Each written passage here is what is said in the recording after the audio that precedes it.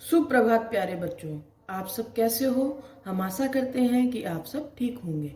तो आज हम नई हिंदी रंगोली पाठ्य पुस्तक में पाठ 9 पराधीन सपने यूं सुखनाही पेज नंबर 58 पढ़ेंगे। पाठ 9 पराधीन सपने यूं सुखनाही पेज नंबर 58।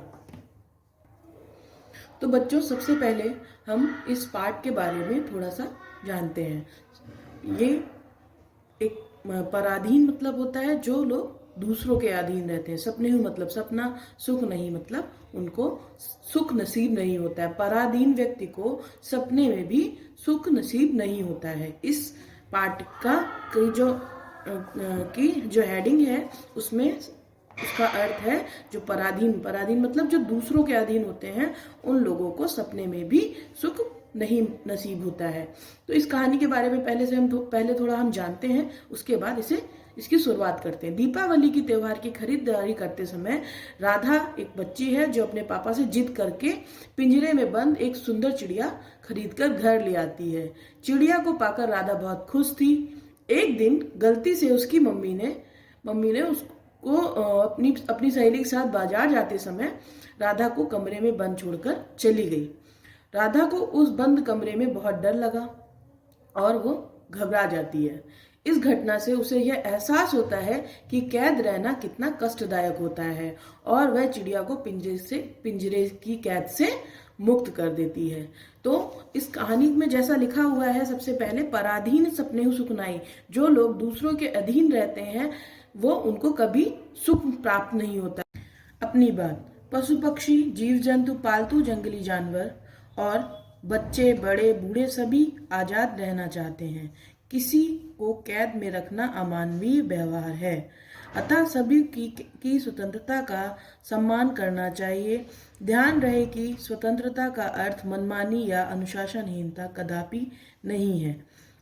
तो इस कहानी में ये कहा गया है, पशु पक्षी हो, जीव जंतु हो, पालतू हो जानवर हो या जंगली जानवर हो या बड़े बूढ़े कोई भी हो या आप हो, बच्चे हो, जो भी हो, सभी को आजाद रहना पसंद है और किसी को कैद में रखना उसके साथ अमानवीय व्यवहार करना है। सभी को स्वतंत्रता का सम्मान करना चाहिए और जो अगर हमें किसी चीज में स्वतंत्रता मिलती है तो हमें उसका सम्मान करना चाहिए। ध्यान रहे, स्वतंत्रता का अर्थ मनमानी या अनुशासनहीनता कभी नहीं है।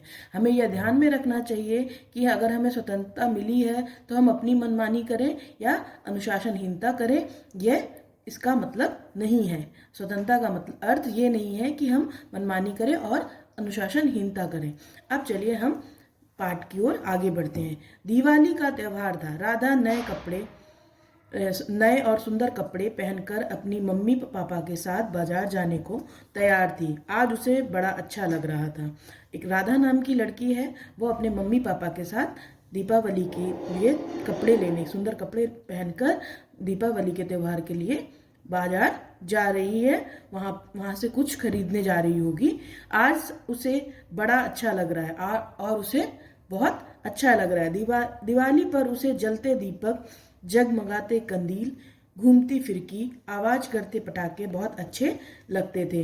दीपावली का जब त्योहार होता था तो दीपावली के त्योहार में जो दीपक जलते थे, जगमगाते कंदील जलते थे, घूमती फिरकी और आवाज करने वाले जो पटाखे वो जलाती थी, उसे वो बहुत अच्छे लगते। फिर खाने को मिलती थी तरह तरह की मिठाइयाँ। कुछ मम्मी घर पर बनाती, कुछ पास पड़ोस के घरों से आती। शाम को घर पर सब लक्ष्मी गणेश की पूजा करते थे। यह त्योहार राधा को बहुत अच्छा लगता था।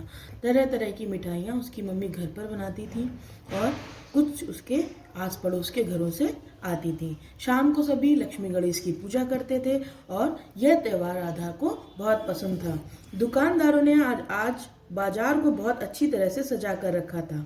मिठाइयों की दुकानें सजी थी। जब वो बाजार पहुंची तो जो दुकानदार थे उन्होंने अपनी दुकानों को बहुत सजा कर रखा था। मिठाइयों की दुकान सजी थी। सड़कों के किनारे ठेले पर मोमबत्तियां, दीपक, पटाखे, खील बतासे वाले अपना अपना सामान बेच रहे थे। कंदील वाले जो लटकन होती हैं, लटकने वाली चीजें होती हैं, कंदील, उनको कंदील बोलते हैं। एक धागे में पिरोकर वो बनाई जाती हैं। एक लंबे से बांस पर सुंदर सुंदर कंदील टांग कर बेच रहा था। जो कंदील वाला है वो सुंदर सुंदर कंदीलों को टांग कर बेच रहा था। तभी राधा की निगाह एक आदमी पर गई। उसने अपने हाथों में 3-4 पिंजरे ले रखे थे, उसमें सुंदर सुंदर रंग बिरंगी चिड़िया बंद थी। तो तभी राधा की जो निगाह वो पड़ती है एक आदमी पर जो 3-4 पिंजरे लिए हुए है और वह उसमें सुंदर सुंदर चिड़िया हैं, और वो अपने पापा से उन्हें खरीदने की जिद करती है। तो बच्चों, आज की कक्षा में हम इतना ही पढ़ेंगे। आगे की कक्षा में इसी कहानी को आगे पढ़ेंगे।